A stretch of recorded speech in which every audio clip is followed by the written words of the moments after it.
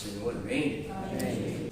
Como disse nosso irmão Alessandro, nós estamos na nossa segunda noite, do nosso seminário, primeiro seminário apologético em defesa da fé cristã.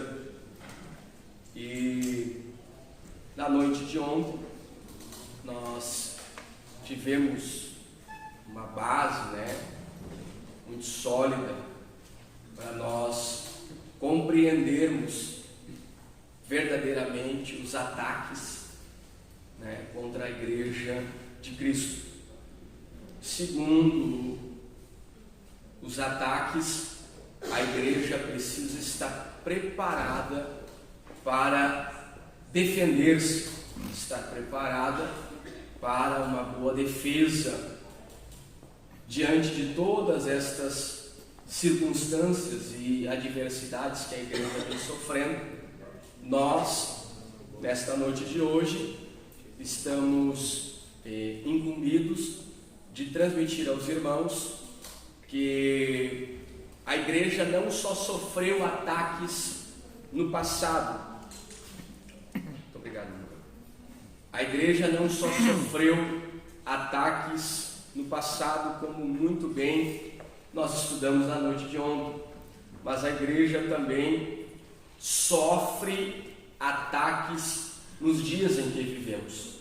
E nós vamos estudar na noite de hoje, diante das diversas seitas pseudo-cristãs, quais são e como elas atacam, segundo as informações que nós obtivemos. Nós vamos entender e transmitir aos irmãos que a Igreja, que o povo de Deus, que nós como cristãos, como aprendemos na noite de ontem e aprendemos com Judas, devemos estar batalhando pela nossa fé. Devemos estar preparados para batalhar em defesa da nossa fé.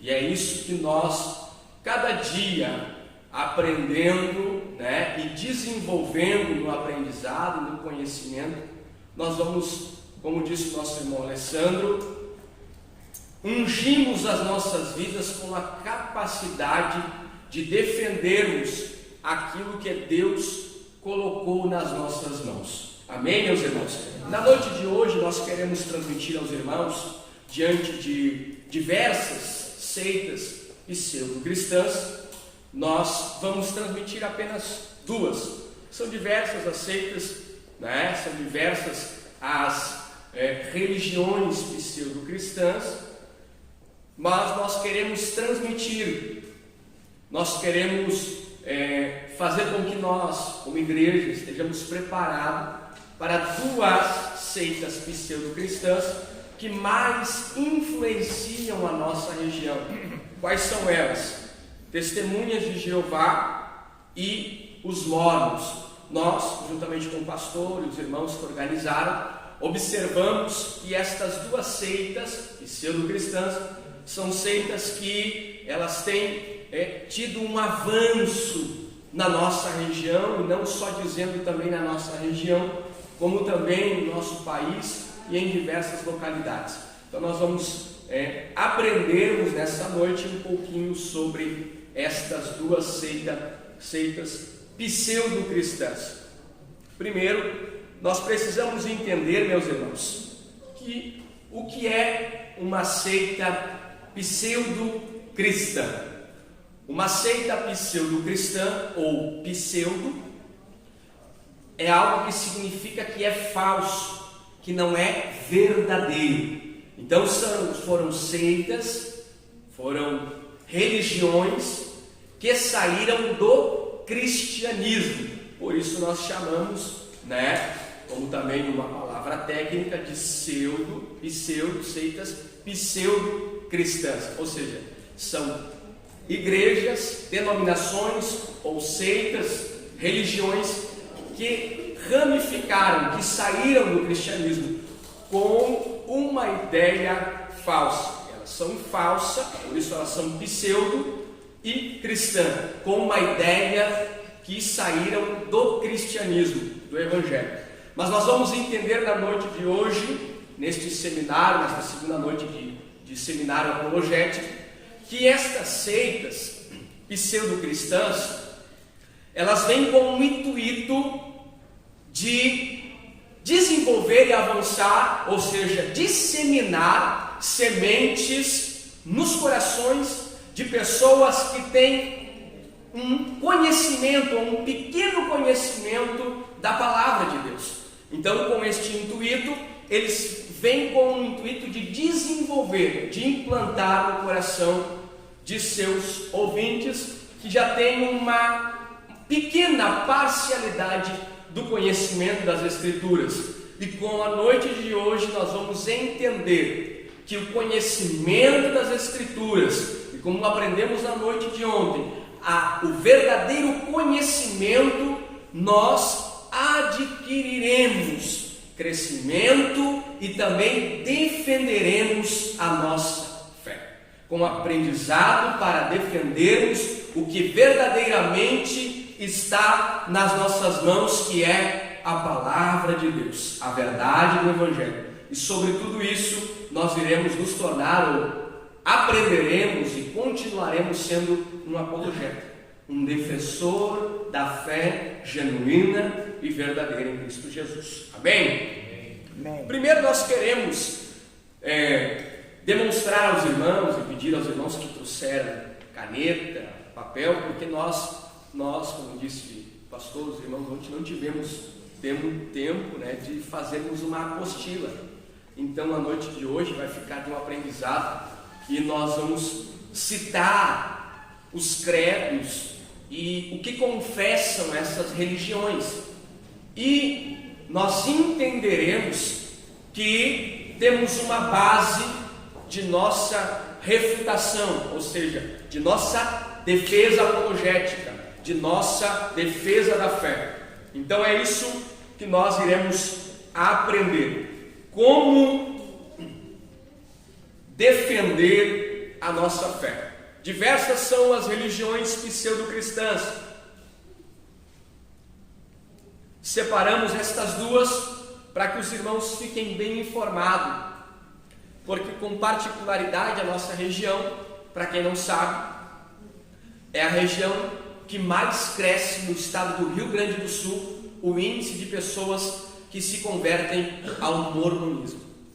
A nossa cidade, no Rio Grande do Sul, é a cidade com maior crescimento no índice do estado do Rio Grande do Sul com a seita mormonista. Isso é para que nós venhamos compreender que é muito importante nós ficarmos cientes e por dentro deste conhecimento de que nós verdadeiramente defendemos e precisamos continuar defendendo a nossa fé.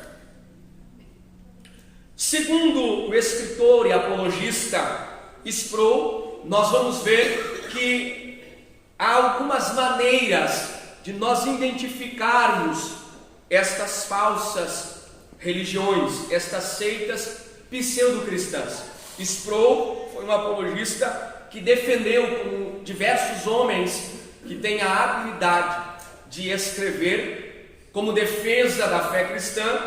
Este homem escreve, e ele lista no mínimo 10, que eu pude anotar aqui, que nós podemos identificar quando há uma seita pseudo-cristã.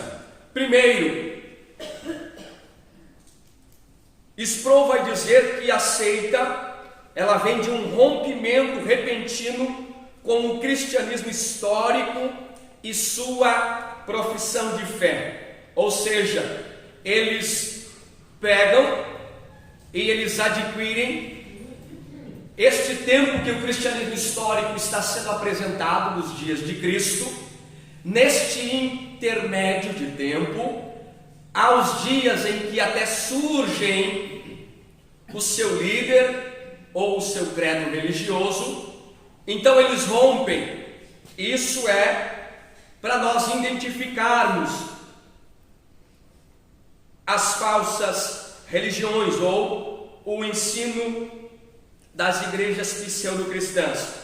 Um rompimento histórico com o cristianismo. Segundo, uma autossoteriologia. O que é isso, irmão Ronaldo?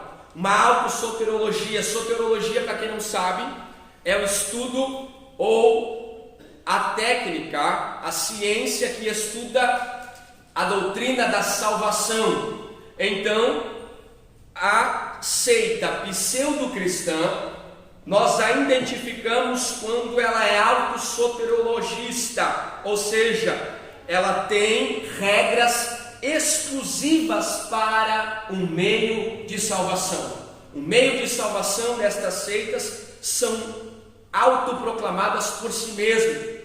Terceiro, a cristologia destas seitas é deficiente. Nós vamos ver isso com estas duas que nós iremos aprender. O que é uma cristologia deficiente? A crença ou a premissa do cristianismo e a crença em Jesus Cristo como Deus e o centro. O que acontece? Nós vamos entender que estas seitas pseudo-cristãs, elas nunca terão Cristo como base e centro de sua mensagem. Uma cristologia deficiente. Quarto, sincretismo, ou seja, uma mistura de elementos de outras religiões para que eles possam demonstrar através desta mistura quais as intenções que eles têm.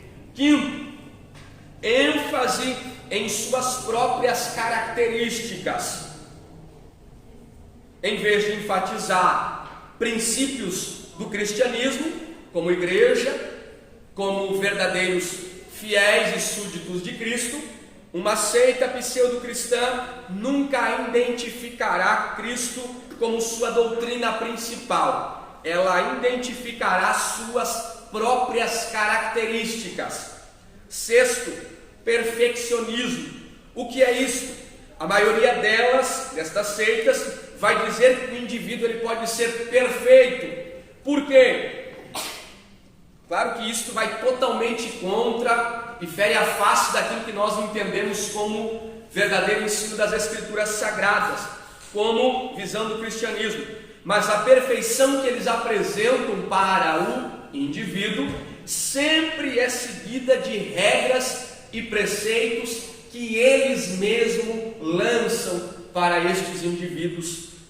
Sétimo, uma fonte de autoridade extra-bíblica, ou seja, eles até podem reconhecer, ou eles até podem ter a Bíblia ao seu lado, mas eles sempre vão ter algo extra para apresentar aos seus ouvintes e adeptos. Sempre terão algo mais.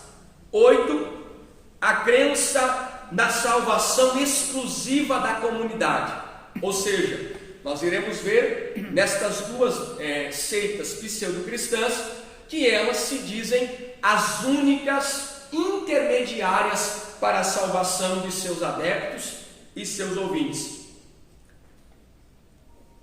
Nono, uma preocupação com a escatologia, ou seja, foram fundadas todas elas depois do cristianismo existir. Isso é de sobremaneira correto.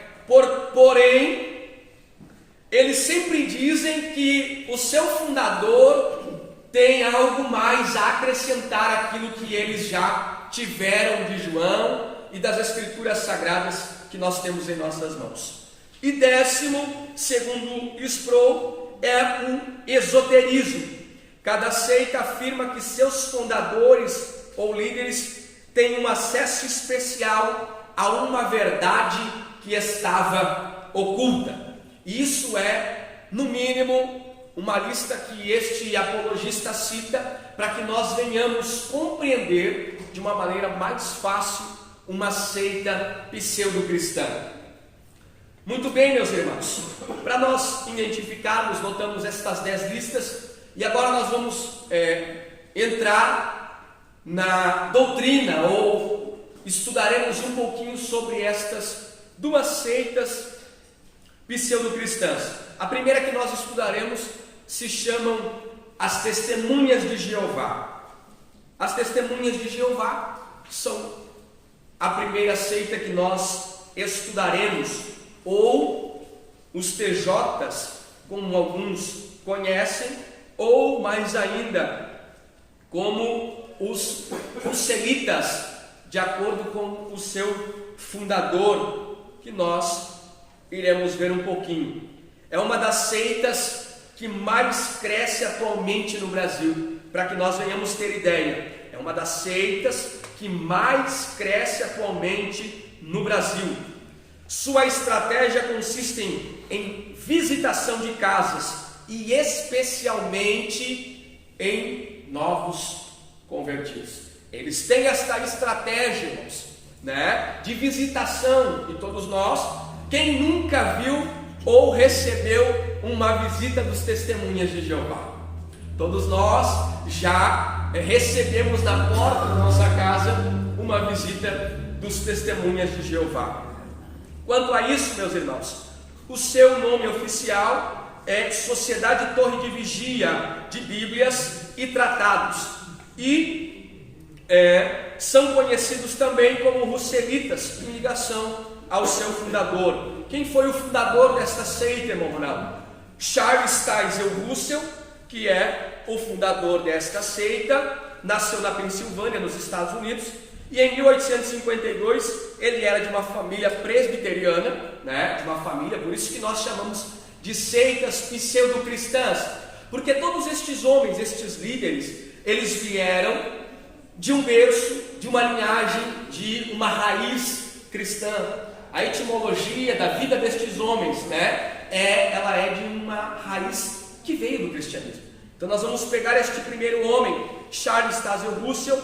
Ele era de uma raiz presbiteriana, e aos seus 14 anos de idade, ele se torna um adventista. Ele começa a estudar as doutrinas do adventismo, e aí começa a formular as suas ideias acerca de alguns estudos que ele está fazendo, por exemplo, acerca da imortalidade da alma e acerca também do castigo eterno. Isso é para nós entendermos um pouquinho da história desta religião, desta seita pseudo-cristã. Ela surgiu nos Estados Unidos, em 1874. O primeiro nome desta igreja foi chamado de Torre de Vigia. Charles chamava de a religião verdadeira, ou a religião organizada. Chegaram ao Brasil em 1920, através de alguns marinheiros que foram testemunhas ou se converteram em Nova York, onde fica a sua sede. Os países mais fortes dos Testemunhas de Jeová são a África, América do Norte, Argentina, Bolívia, Brasil, China, Inglaterra, Japão e também o México. Isso é para que nós venhamos entender a grande expansão e como atuam forte as Testemunhas de Jeová. A estratégia de ação deles, como nós já falamos, é a propagação. A propagação é feita através de literaturas, de revistas e também de folhetos que todos nós conhecemos, como a Sentinela e a revista Despertar. Todos nós já vimos alguém em alguma esquina, ou dois seres ou dois indivíduos com as suas pastinhas entregando os folhetos do Despertar ou da Sentinela. Isso é a estratégia de ação que eles usam para a evangelização e crescimento de sua crença, crescimento de sua igreja e de sua seita pseudo-cristãs.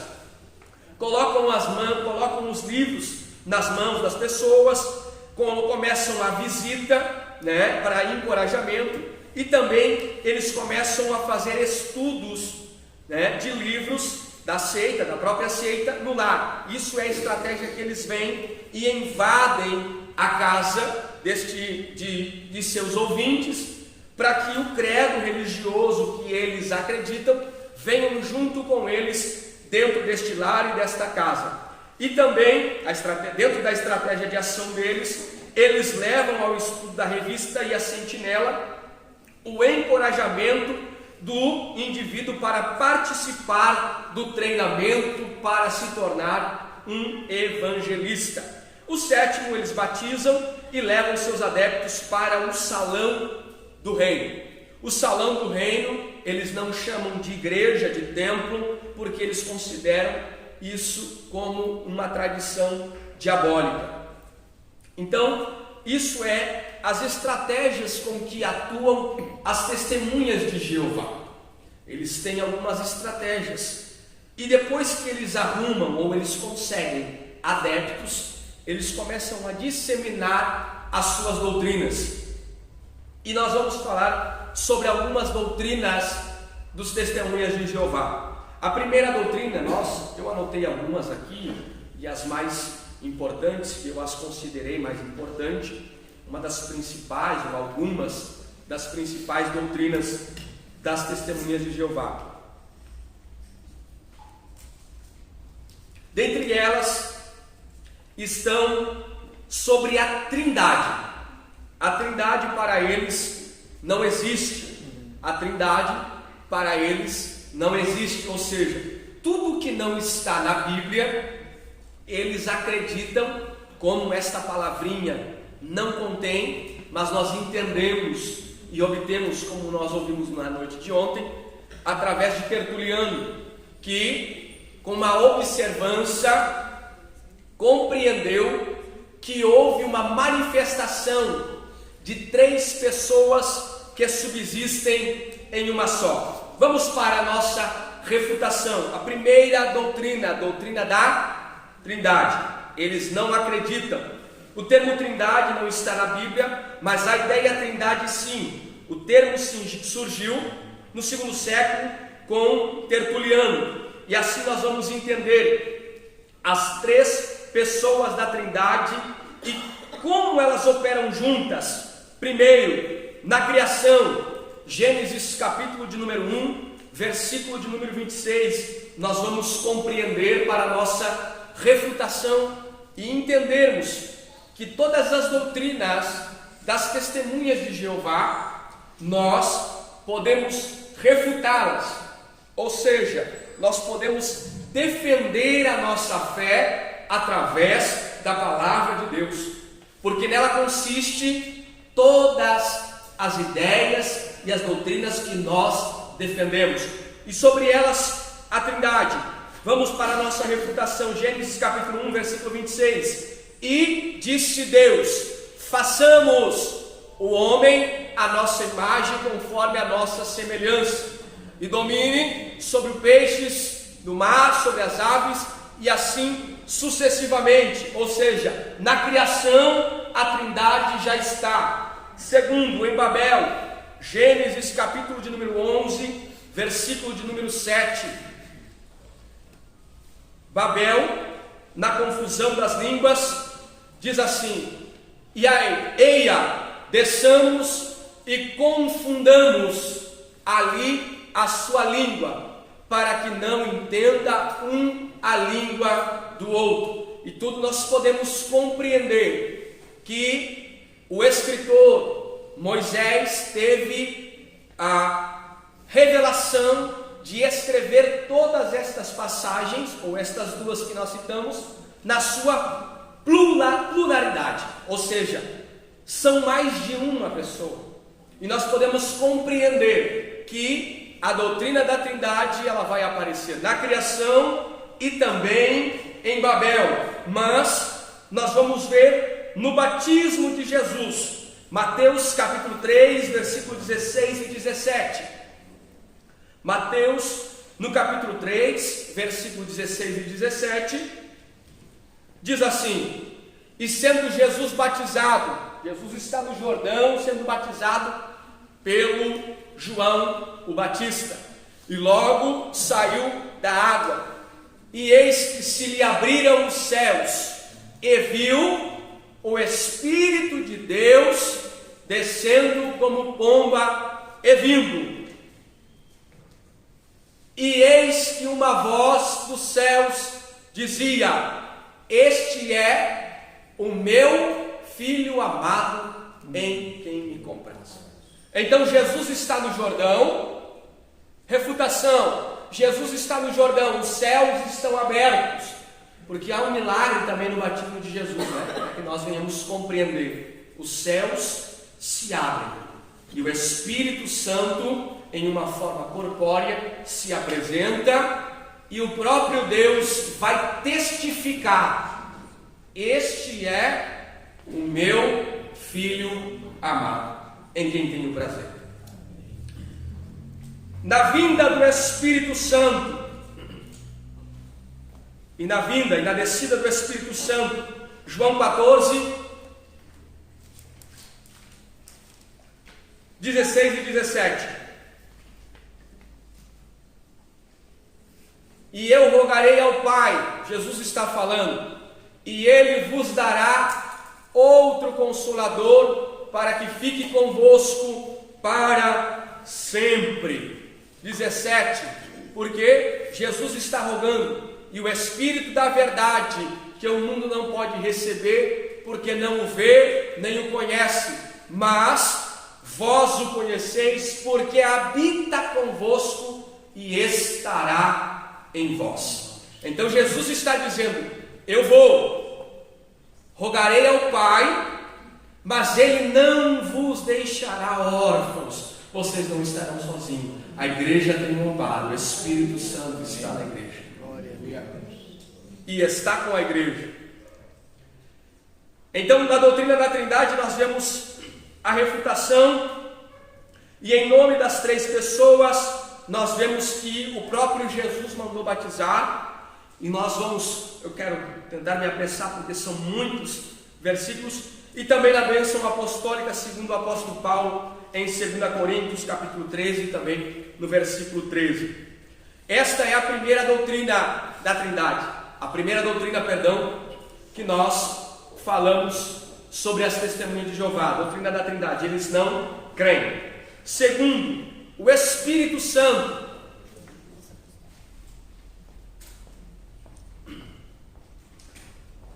Para as testemunhas de Jeová, o Espírito Santo, o que é o Espírito Santo? É apenas uma influência, uma energia invisível para executar a vontade divina. Não tem como uma pessoa, preste atenção para você entender. Eles não acreditam que o Espírito Santo é Deus. Eles não acreditam que o Espírito Santo é uma pessoa. Eles acreditam que o Espírito Santo é uma força, é uma influência, uma energia para executar a vontade divina.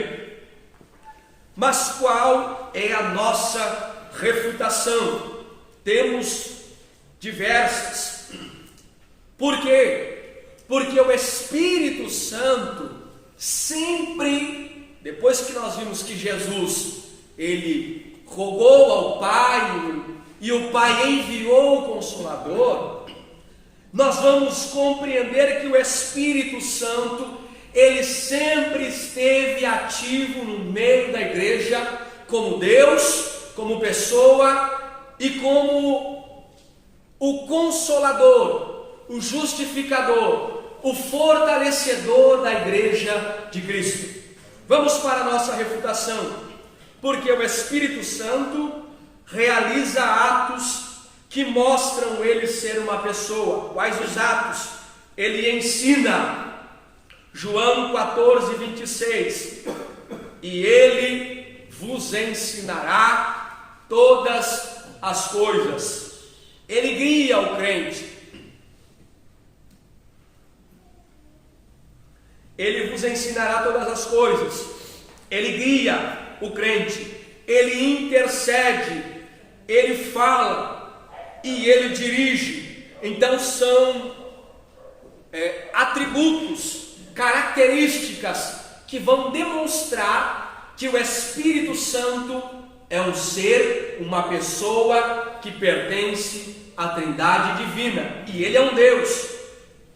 Olha que nós vamos ver aí em Atos capítulo de número 10, versículos 19 e 20. Vamos ver por que ele dirige. E pensando Pedro naquela visão, disse-lhe o Espírito Santo: eis que 3 varões te buscam. Levanta-te, pois, e desce, e vai com ele, não duvidando, porque eu os enviei. Guiando Pedro no seu caminho. Mas olha que coisa interessante, como o Espírito Santo era ativo como Deus na igreja primitiva. Atos capítulo 13 e versículo de número 2. A igreja de Antioquia buscava o Senhor. Era uma igreja fervorosa, orava e jejuava. E olha que coisa interessante. E servindo eles ao Senhor e jejuando, disse o Espírito Santo: apartai-me a Barnabé e a Saulo para a obra que eu os tenho chamado. Então o Espírito Santo, na igreja de Antioquia, ele atuava de uma forma muito ativa, não somente criando os cristãos, não somente fortalecendo os cristãos, não somente dirigindo os cristãos da igreja primitiva, mas ele também atuava como capacitador de crentes para uma obra que o Senhor tinha com eles. Então o Espírito Santo não é somente uma força, o Espírito Santo é o Deus Todo-Poderoso que está diante da igreja, para a igreja, com a igreja, conosco, aleluia, e atuando no nosso meio. Essa é a nossa doutrina, essa é a nossa refutação sobre a doutrina da Trindade e a doutrina do Espírito Santo. Mas o que eles falam sobre Jesus? Qual a terceira doutrina que eles falam sobre Jesus? Irmãos, é de estarrecer, porque você pode pesquisar. Coloque no Google quando você chegar em casa, se puder. Nós não poderemos falar todas, mas como nós temos uma declaração de fé, pastor, as testemunhas de Jeová também têm uma declaração de fé. E na declaração de fé das testemunhas de Jeová, paz, meus irmãos, nós ficaremos estarrecidos quanto à deficiência da cristologia que eles têm, quanto à deficiência de que eles têm em Jesus Cristo. Eles falam diversas, eu anotei somente umas 8 aqui, sobre o que eles falam através da sua declaração de fé. Você vai buscar em casa, mas o que eles falam de Jesus não é como Jeová, ou seja, eles põem em Jeová uma superioridade acima de Jesus. Por eles, pela sua declaração de fé, nós podemos ter uma base do quão inferiormente tratam a teologia de Cristo, ou a cristologia e a biografia de Jesus.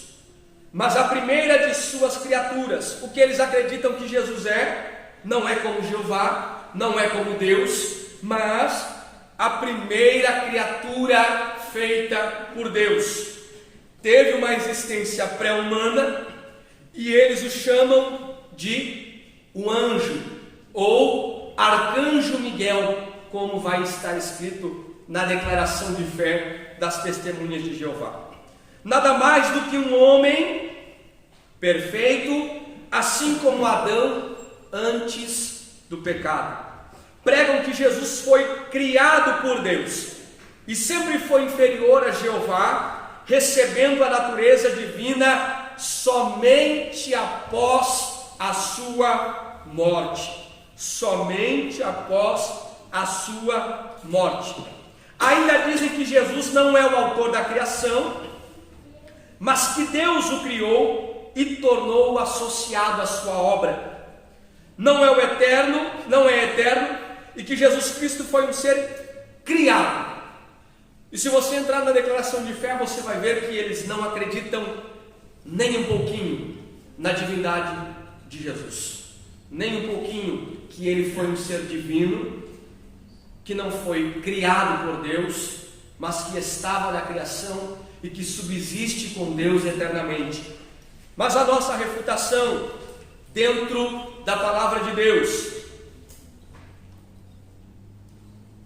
Jesus é o Filho de Deus. Jesus é o Filho de Deus. Vamos entender isso melhor. Lucas capítulo 22, versículos 70, e nós começaremos a refutar que Jesus Cristo não é somente um arcanjo, um homem perfeito, como eles dizem, mas a nossa refutação, segundo Lucas, vai dizer: e disseram todos logo: és tu filho de Deus? E ele lhes disse: vós dizeis quem eu sou. João vai dizer, capítulo 3, versículo 18. João capítulo 3, versículo 18. Quem crê nele, Jesus, não é condenado, mas quem não crê já está condenado, porquanto não crê no nome do unigênito Filho de Deus. Então João é mais específico em declarar que Jesus é o Filho de Deus. João é o Filho de Deus. Olha que coisa linda, ele é um dos apóstolos que mais vai declarar sobre Jesus o Filho. Capítulo 9, versículo 35 e 37, capítulo 11, versículo 4, não precisa pôr, Rafa, mas eu quero mostrar aos irmãos que os apóstolos, que os discípulos, que a igreja primitiva reconhecia não somente Jesus como Filho de Deus, mas como alguém que ganhou notoriedade e honra através do seu sacrifício vicário na cruz do Calvário.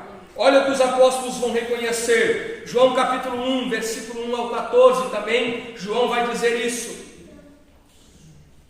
A honraria por causa do nome de Jesus e pelo seu sacrifício efetuado na cruz do Calvário. No princípio era o Verbo era Deus, o Verbo estava com Deus, estava no princípio com Deus. Todas as coisas foram feitas por Ele, Jesus. Sem Ele nada do que foi feito se fez. Nele estava a vida, e a vida era a luz dos homens. A luz resplandece nas trevas, e as trevas não a compreenderam. Houve um homem enviado de Deus, cujo nome era João. Este veio para dar testemunho, para testificar da luz, para que todos crescem por ele. Não era ele a luz, mas veio para testificar da luz. Ali estava a luz verdadeira, que alumia a todo homem que vem ao mundo. Estava no mundo, e o mundo foi feito por ele, e o mundo não o conheceu. Veio para o que era seu, e os seus não o receberam. Mas todos os quantos o receberam, deu-lhes o poder de serem chamados filhos de Deus. E aos que creem no seu nome, os quais não nasceram de sangue, nem de vontade da carne, mas da vontade, nem da vontade do varão, mas da vontade de Deus. O Verbo se fez carne e habitou entre nós, e vemos a sua glória como a glória do unigênito do Pai, cheio de graça e de verdade. Olha o que João vai testificar nestes 14 versículos, pastor Jesus, só sobre Jesus. João vai testificar, e não é só João, os seus apóstolos, que testifica sobre a filiação de Jesus. Paulo vai escrever isso em Filipenses. Esta carta é uma declaração muito linda, que eu acho. Filipenses, no capítulo 2, versículo 6 a seguir, ou 5, pode ser, Paulo vai falar do versículo 1 ao versículo 5 sobre a humilhação de Jesus, sobre a sua trajetória e o seu ministério e o que ele sofreu. Mas olha o que Paulo vai dizer à igreja de Filipos. Paulo vai pedir à igreja de Filipos um sentimento. Que sentimento é este? O mesmo sentimento que também houve em Cristo Jesus. Qual foi o sentimento de Cristo Jesus? Que sendo em forma de Deus, olha que coisa interessante, outra refutação, não teve por usurpação ser igual a Deus, mas aniquilou-se a si mesmo, ou seja, se esvaziou, deixou sua honraria no seu trono de glória, coroa de glória, cetro de glória, ele aniquilou-se e tomou uma forma de servo. É isso que Paulo está pedindo à igreja de Filipos, fazendo-se semelhante aos homens, e achado na forma de homem, ele humilhou-se a si mesmo, foi obediente até a morte e morte de cruz, pelo que também Deus o exaltou soberanamente e lhe deu um nome que está acima de todos. Aleluia. Então nós quebramos todo este paradigma das testemunhas de Jeová acerca de Jesus, mas eu preciso seguir, e mais uma de suas declarações de fé que eu achei importante é sobre a ressurreição e o que eles acreditam através de sua declaração de fé. A ressurreição de Cristo, que ele não ressuscitou corporalmente. Segundo Russell, Deus dispôs do corpo de Jesus exatamente como fez com o corpo de Moisés, ou seja, tirou do túmulo, tirou do sepulcro. Eles não acreditam em uma ressurreição corporal física de Jesus. Não acreditam em uma ressurreição física, tangível, palpável que Jesus teve. Claro que o corpo de Jesus da ressurreição era um corpo glorificado, mas palpável, tangível e físico. Vamos para a nossa refutação sobre a ressurreição de Jesus. A ressurreição foi corporal e física. Primeiro, porque nós vamos ver isso? Mateus capítulo 28, versículos 5 ao 10. E Lucas capítulo 24, versículos 4 e 7. Mas o anjo, respondendo, disse às mulheres: não tenhais medo, pois eu sei que buscais a Jesus, que foi crucificado. Ele não está aqui, porque já ressuscitou, como tinha dito. Lucas 24, versículo 4 até o 7, não precisa pôr, Rafa, mas ele também nós vamos observar aí, sobre a ressurreição de Cristo. E ele provou isso, provou que sua ressurreição foi física, corporal, tangível e palpável. Lucas 24, 36 e João 20, 27 e 29. Pode pôr João para nós. João 20, 27 ao 29. Depois disse a Tomé: põe aqui o teu dedo, a tua mão toca e vê as minhas mãos, chega a tua mão e põe no meu lado, não sejais incrédulo, mas creia. Amém. Então, o toque era tangível e palpável em suas mãos e no seu lado. Mas olha que coisa interessante, Paulo vai ensinar a igreja de Corinto sobre isso. Nosso irmão Alessandro trouxe uma mensagem muito interessante sobre este tema e eu anotei aqui. Paulo está ensinando a igreja de Corinto sobre a ressurreição, porque a igreja estava sendo também invadida de falsos ensinos sobre uma não ressurreição completa de Jesus. Os gnósticos, o sincretismo, a filosofia grega estava querendo dominar a comunidade. Então Paulo vai refutar isso lá em 1 Coríntios capítulo 15, versículos 12 a seguir. E nós vamos ver algo muito interessante para a nossa fé e como defesa da ressurreição que Paulo traz à igreja de Cristo, a igreja de Corinto. Olha o que Paulo vai falar.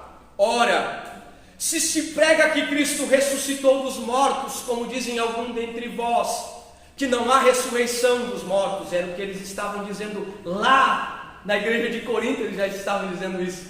E se não há ressurreição dos mortos, também Cristo não ressuscitou. E se Cristo não ressuscitou, logo é vã a nossa pregação, e também é vã a vossa fé.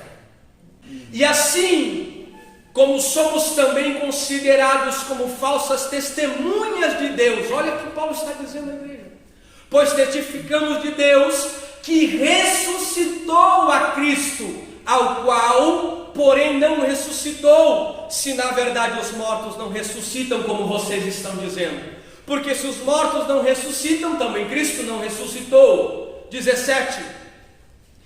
E se Cristo não ressuscitou, é vã a vossa fé, e ainda permaneceis nos vossos pecados. E também os que dormiram em Cristo estão perdidos, ou seja, está tudo perdido. E 19, se esperamos em Cristo só nesta vida, somos os mais miseráveis de todos os homens. Olha o ensinamento, olha a defesa que Paulo está fazendo à igreja, para que a igreja de Corinto tivesse uma base alicerçada sobre a ressurreição de Cristo. Então Paulo está dizendo, então é vã a mensagem de vocês, a pregação de vocês, a fé de vocês, tudo isso é vã. Então ainda vocês estão vivendo nos pecados de vocês. Ah, mas se Cristo ressuscitou, oh glória, aleluia, se nós esperamos em Cristo só nesta vida, somos os mais miseráveis de todos os homens. Porque nós entendamos como igreja que Ele nos preparou algo extraordinário, aleluia, amém? Amém. Queridos, o horário se foi, nós precisamos, eu tinha controlado um pouco para cada das minhas seitas pseudo-cristãs no horário, mas falarmos sobre este assunto é muito importante, e existem muitas outras características que a declaração de fé das testemunhas de Jeová vai falar acerca de Jesus. Então, os irmãos que quiserem podem entrar no site das testemunhas de Jeová e veem as suas declarações de fé e veem no que eles acreditam. Mas eu preciso passar para uma outra seita que nós vamos falar nesta noite, sobre os mórmons. As testemunhas de Jeová, uma das seitas que mais está avançando no Brasil, está avançando no nosso país. Mas nós, como igreja, precisamos estar preparados dia após dia, entendermos como os autores os apóstolos, os escritores da Bíblia, os defensores da fé em Cristo Jesus. Obrigado, meu parceiro. Que nós precisamos estar, como disse Judas, batalhando pela nossa fé. Batalhando pela nossa fé. Os mórmons também são outra seita pseudo-cristã conhecida da nossa igreja, porque são uma seita conhecida da nossa região, da nossa cidade, né? E nós temos entendimento de que é uma seita pseudo-cristã que está com um avanço, está se proliferando muito fortemente na nossa região. Fazendo esta pesquisa, irmãos, o estado do Rio Grande do Sul, como falei no início para vocês, é o estado que a seita dos mórmons é a seita que mais cresce no Rio Grande do Sul. Estudando com o pastor da Assembleia de Deus de Gramado, José Alves, ele deixou essa pesquisa e eu pude notar também um grande apologista da nossa igreja, pastor da Assembleia de Deus de Gramado, e ele fala sobre Quaraí. Quaraí, a cidade do Rio Grande do Sul com um alto índice de crescimento, ou o maior índice de crescimento do Rio Grande do Sul, cidade com o maior crescimento dos mórmons do Rio Grande do Sul. Paz, meus irmãos, que a igreja não pode estar de braços cruzados, vendo os mórmons crescer, mas nós precisamos defender a nossa fé e avançarmos como igreja. Amém? Vamos entender um pouquinho, irmãos, sobre esta igreja, para podermos, porque nós precisamos conhecer da enfermidade, estudar ela, para podermos aplicar a vacina e combater, né? Foi como a Covid que nós tivemos aí, né? Eles começaram a estudar, tiveram um pouco de conhecimento que não tem até hoje, mas distribuíram vacina para todo mundo aí. E estas seitas pseudo-cristãs, nós estamos estudando elas, porque isso é como uma enfermidade, como nós aprendemos ontem, são doutrinas de demônios, que nós como igreja precisamos ter a vacina nas nossas mãos para combater estas doutrinas diabólicas, doutrinas de demônios que estão se expandindo. E os mórmons são umas destas doutrinas que estão se expandindo. Então Deus está dando a vacina para nós hoje aqui.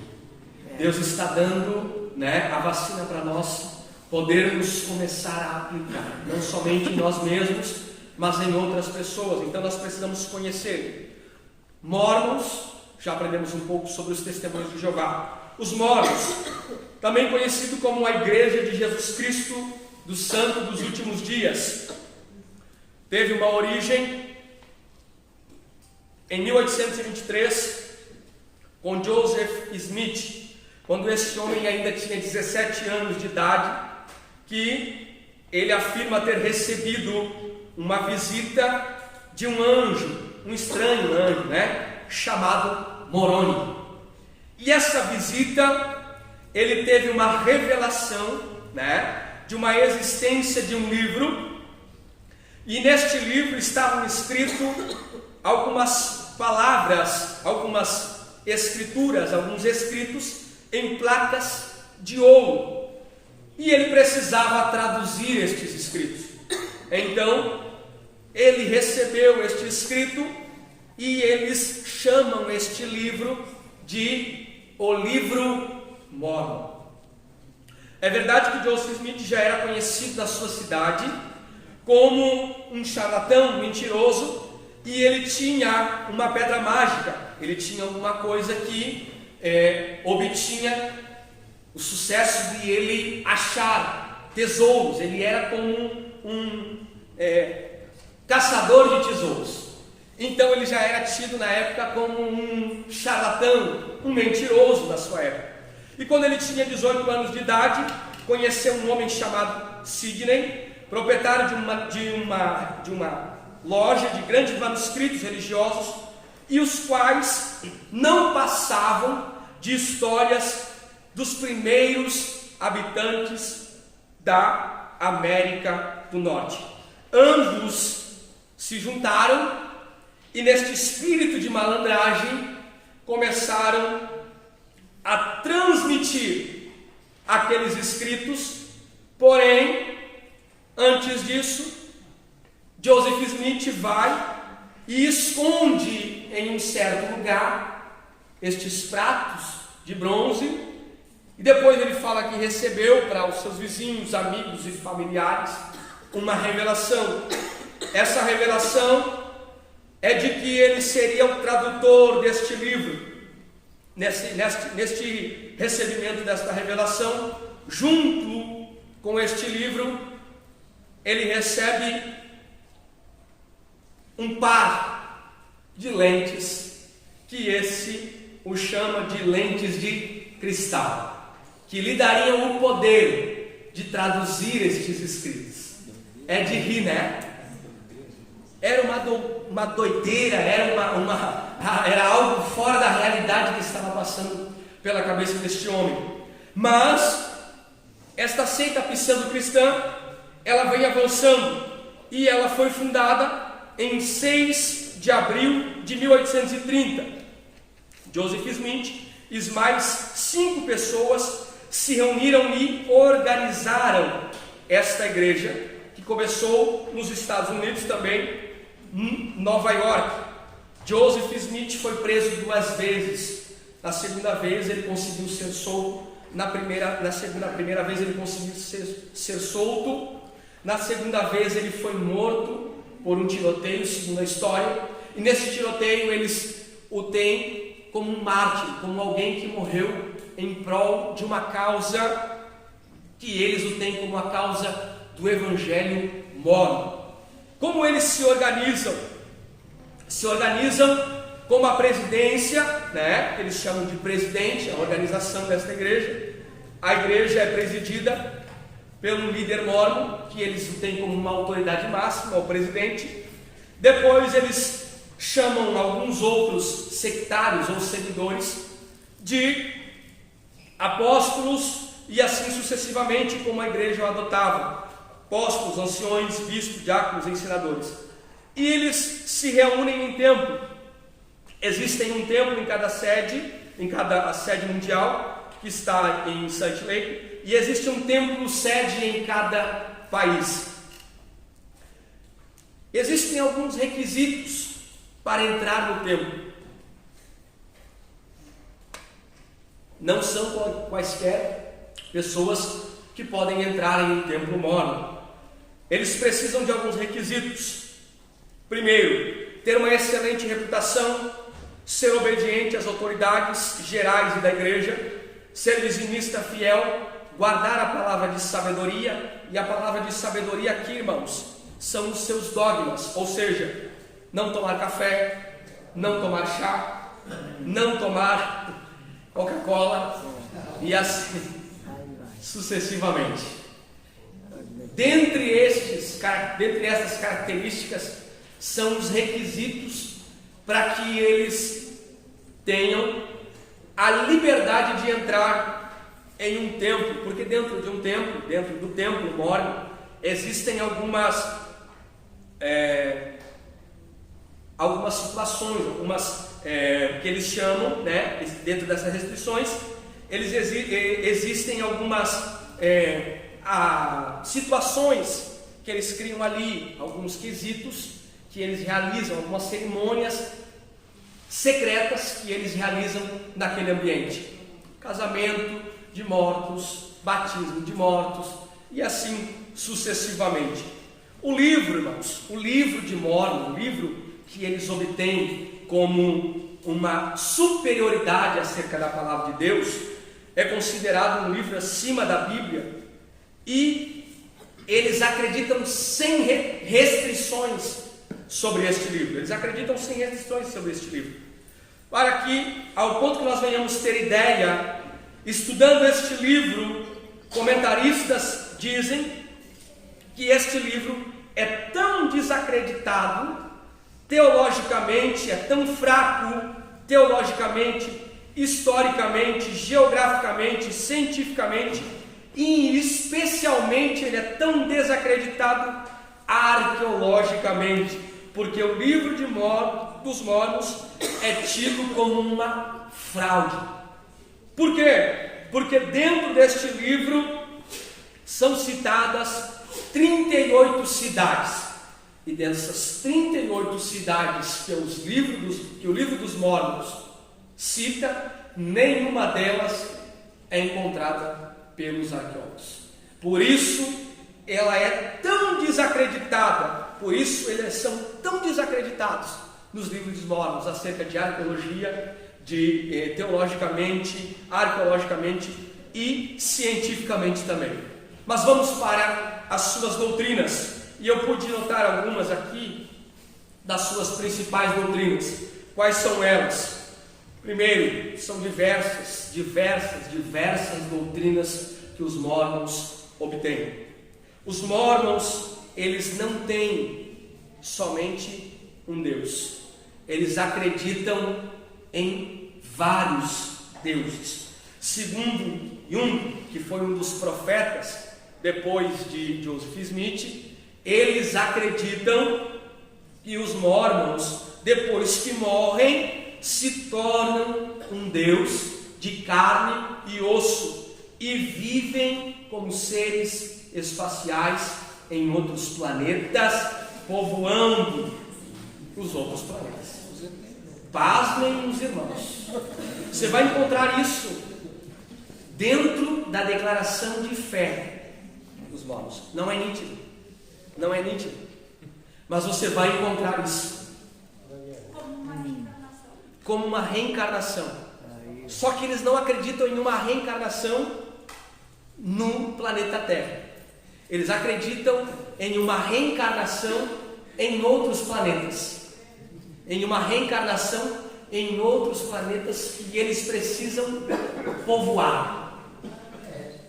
Isso é uma doutrina boa, irmãos.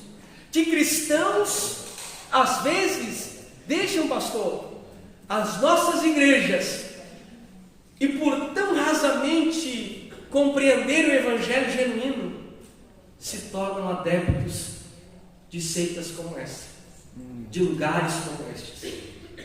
Paz, meus irmãos. Mais ainda, como testemunhos de Jeová, negam a Trindade. Mas quem foi Jesus, ou quem é Jesus para os Mormons?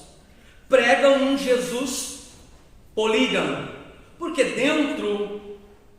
em oculto do mormonismo, existe a poligamia dentro dos templos, que não são quaisquer pessoas que podem entrar. Por isso essa doutrina acerca de Jesus, que eles falam, pregam Jesus como um Jesus polígamo, que casou-se com Marta e Maria. E as bodas lá de João capítulo 2, eles dizem que foi o próprio casamento de Jesus. É tão forte, irmãos, é tão forte, ao mesmo tempo tão engraçado, que os caras tentam distorcer, que a gente, como disse o irmão Alessandro, não são de Deus, mas são coisas tão nítidas, que não são nem sutilezas, né? Mas com uma compreensão das Escrituras, a gente vê que homens estão distorcendo a verdade do Evangelho tão publicamente. E a igreja precisa defender essa fé. E a igreja precisa defender isso. A festa lá de João capítulo 2 foi o casamento de Jesus. Veio negam uma concepção virginal de Jesus. Ou seja, que Jesus não veio como um Deus de um ventre de Maria virgem, né? Maria não foi uma graça que o Espírito Santo concedeu a Maria. Eles não acreditam na concepção virginal. Mas nós entendemos que Jesus é o Criador de todas as coisas, inclusive do mundo espiritual. Nós entendemos que Jesus é o Criador de tudo e de todos, né? Como nós lemos em João capítulo 1, versículo 3. Vamos refutar, irmãos, que eles acreditam, mas Jesus foi o Criador. João fala isso, olha só o que nós vemos aqui. Todas as coisas foram feitas por Ele, sem Ele nada do que foi feito se fez. Nada, nada. Olha o que Paulo ensina à igreja de Colossenses, porque estava acontecendo isso na igreja de Colossos. Colossenses capítulo 1, versículos 16 e 17. Porque nele foram criadas todas as coisas que há nos céus e na terra, visíveis e invisíveis, sejam tronos, sejam dominações, sejam principados, sejam potestades. Tudo foi criado por Ele e para Ele. Então, Ele é o Criador de todas as coisas, e tudo foi feito por Ele. Sem nada do que foi feito, sem Ele não tivesse feito, seria feito. Nada. Então, meus irmãos, é acerca destas defesas que a igreja precisa estar preparada, acerca destas seitas que querem introduzir, que querem ganhar, que querem disseminar. Nós precisamos estar dispostos a defender e a batalhar pela nossa fé. E o que eles falam acerca da salvação? Eles falam acerca da salvação. Eles chamam a salvação e eles dividem a salvação em duas partes: geral e individual. A geral significa que eles acreditam na salvação, na consumação dos séculos. Ou seja, que os incrédulos, depois de serem castigados, também serão liberados para a salvação. Por isso que eu digo que, como nós aprendemos com o Sproul, eles misturam como um sincretismo. E se nós notarmos, dentre essa doutrina da salvação geral, é quase como que um purgatório que eles acreditam. Que o ser, depois de ser castigado, vai ser liberado para a salvação. O indivíduo, depois de ser castigado, será liberado para a salvação. Isso eles chamam de salvação geral, na consumação dos séculos. E a salvação individual? A salvação individual é obtida conforme as regras de fé do mormonismo.